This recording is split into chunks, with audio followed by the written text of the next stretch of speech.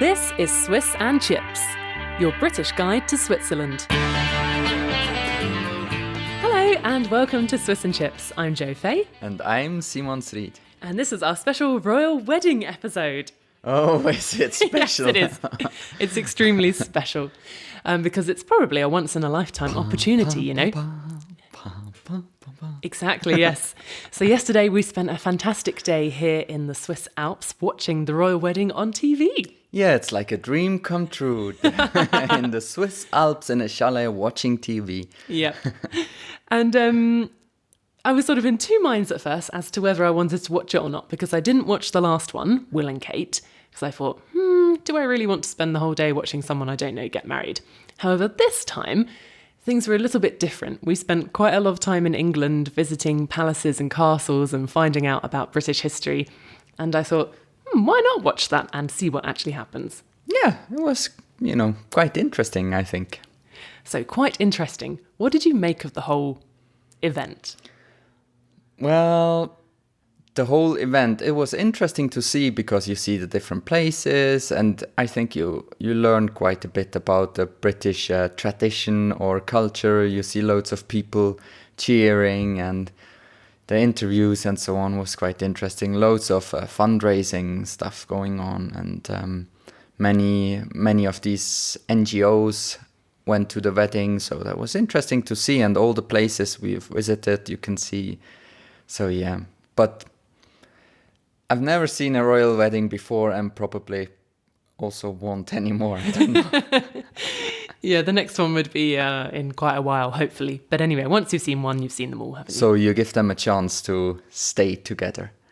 Oh, yeah. I mean, I wasn't talking about them, but more, the next generation Yeah, getting okay. married. I see. That might be in 20 years or something. Yeah, no, I think in general, in Switzerland, it wasn't that much of a topic. I mean, it was a topic, and you read stuff in the news and so on, but I think, for example, today you read more about ice hockey, for example. In case you didn't know, the Swiss went to the finals, the really? World Championship finals in ice Something else hockey. happened, not just the royal wedding? Yeah, so I think that's much more important for us. And when you go through the news, I think you find it not really on the highest priority level. There is a few articles and summary, and maybe you find on some, how do you say, maybe cheaper sheets or the more how can we say, less intellectual publications. You find maybe more about dresses and costs and who was there and who is who and stuff like that. Whereas we were actually in London last weekend, and at first it was really nice to see, there's so much kind of British paraphernalia everywhere, and there's, cups and plates and scarves and posters and tea towels and umbrellas and everything to do with the royal wedding, and kind of as an extension of that, everything to do with the Union Jack and Britishness. Literally, you can buy that and it's in every shop window. But towards the end of the weekend, it was getting a bit into the overload situation, even for me. Yeah, true. Kind of thought, true. Okay, I know we're in Britain, but really, give it a rest. Yeah, I think, and it's for sure, it's similar to every other country. So some people really love it, I'm sure. And also if you scroll through Twitter or something, you see loads of posts and people tweeting about the wedding. So obviously I wasn't the only one who was watching. But on the other hand, yeah, I think, for example, is it such a big event? I mean, when Lady Di, for example, when she died, that was a big event also in Switzerland and covered everywhere in the news for weeks and months even. But this wedding is just, Prince Harry was last time in the news maybe once with his Nazi shirt, and then when he went to Afghanistan or where he was. Mm-hmm. And yeah, it's just... Yeah, he was fourth in line to the throne, but now since... Will and Kate have had 3 kids, he's moved down a bit in those rankings. Yeah, rubbish. So he's still kind of top-level monarchy, obviously. But it's not maybe as big an event as the Will and Kate wedding previously, I guess. But you can't get much bigger, really, in terms of major events for the country in Britain. Yeah, and it's also, I think this is quite big because the actress is famous. So. Meghan Markle. Yeah. Obviously, she of Suits in the US, apparently, so people tell me. But yeah, watching it yesterday, we watched the BBC coverage, of course. And they did lots of various interviews along the way. They interviewed lots of members of the crowd, basically in different locations around Windsor. And from watching that, you would get the impression that every person in Britain on this day loves the royal family and couldn't think of anywhere else they'd rather be. Yeah, true. And it was utterly delightful, or what was it? We learned a few key phrases yesterday. Utterly delightful was a key one that kept popping up. Yeah, everything was magnificent and remarkable and just stunning, yes. And even the weather was organized for the prince. Oh yes, I think we heard maybe about 10 times in the space of 30 minutes that it was an absolutely beautiful day. The sun is beating down on our backs. It was 12 degrees, we might add, in the morning, point. Yeah. But it was clear blue skies and no rain, so there's not much more you can ask for. Yeah, true. But that was one thing that surprised me a bit, because for me, I just think I don't really... The fascination of this royal family is quite interesting, I think. But there are people who are not so positive in England as some that we know, and they might be a little more critical. And I wondered why the BBC coverage was so positive and everything was great and everything spectacular, and there was not one single negative comment. And I wonder, you also work as a journalist, and you know, I just wondered, is there people who see it not so great? They don't feel very represented. Exactly. Well, basically the BBC is in a really difficult position, because if they had put one foot wrong yesterday, then the press who are trying to sort of, the press who don't like the BBC would have been all over them. And while they have to be representative, you got this impression that the whole country and all the newspapers and almost everybody was excited about this day. And for me, it was quite hard to see how the BBC could have fitted in critical coverage on the day.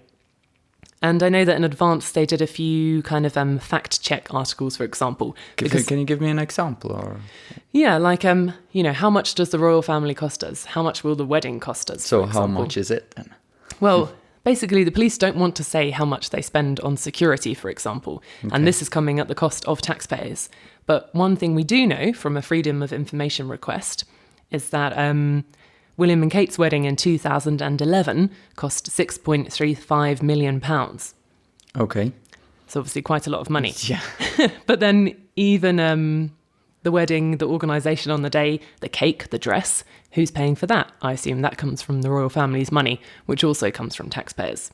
Yeah, exactly. But on the other hand, like you said before, when you're in London, you see all the stuff that is sold and loads of people only coming for seeing the wedding. So quite a lot of money goes back to the country, I assume. Yeah, I don't think you could argue with the fact that people are interested in Britain and come to visit Britain at any time because of the royal family. Yeah, it's like a marketing family.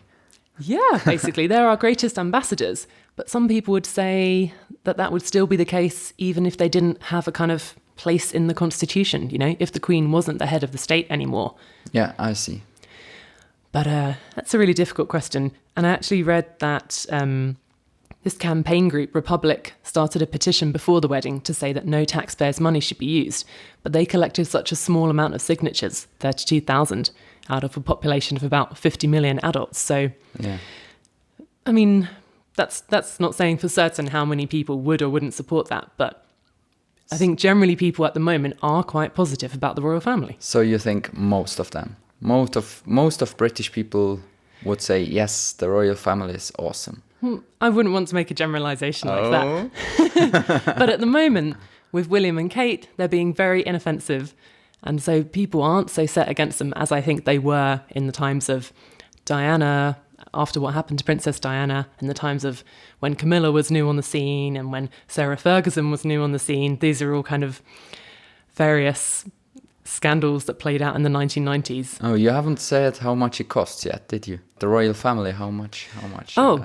I was actually quite surprised to find that the royal family doesn't cost us so much money if you look at it per person. Last year it was about 65p per person per year, and it actually went up in 2018 to £1.25 per person per year. What? Like 100% up? Double the money. Like 114% or something increase. Wow. Which is huge, because they're also paying for improvements at Buckingham Palace, for example. Oh, okay. And all of these things we don't really hear about. And all the children of the children, and so on. The thing is, in Switzerland, you'd have to have a vote that says, can we use extra money to upgrade Buckingham Palace? Yes. But this is just happening, I think. But maybe I'm not following the news closely enough. But it's a kind of quite a complicated setup as to how the royal family gets our money. They have, it comes from taxpayers' money, but they also have the Crown estates. They own property, and some of this money goes into the treasury and some of the profits go back to the royal family. Oh, I see. Yeah, but at the end, it's not so much per person. It's like a chewing gum per year. So you could compare the royal family to a chewing gum. Yeah, you could. But there's always the voices that say, think what else we could do with that money. Yeah. And one critical thing that I did read about the wedding was that homeless people, for example, were being kind of shooed off the streets before this mass invasion of about 100,000 people yesterday to watch the wedding in Windsor. And while on the one hand, royalists were allowed to camp out all night to get their spot in the crowd, homeless people were being told, step aside. But I also read something from a member of the church who was working in Windsor yesterday, and she said, basically, we put these people who are sleeping on the streets into shelters because otherwise suddenly thousands of people are showing up where they normally live. I don't know. It's difficult, and it was a bizarre, expensive, confusing, but intriguing day. Yeah, it's a difficult topic, I think, because you don't really think about all the things that come together with, you just think the Queen is there and she always was, and probably she will never die, will she? And she will always stay and nothing will ever change. I don't know. As long as they stay popular and as long as this new generation can kind of remain vaguely inoffensive, but also be seen to be doing something good for charities, I think they will probably stay. So we will see another... In another 50 years' time. Cool. Then we can meet again. Great. Fabulous. Okay, so thanks a lot for listening today. If you like what you've been hearing, then do leave us a review on iTunes. And you can also get in touch on WhatsApp. Tell us what you think, share your opinion with us, and we'll play it on the show. The number is +41 78 915 3959. And if you send us a message, we will make sure you never miss another episode.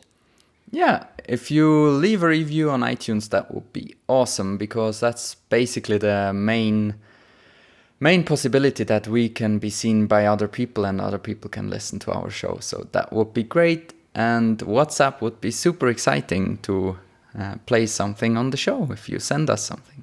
All right, thanks for listening. Thank you. Bye. Bye.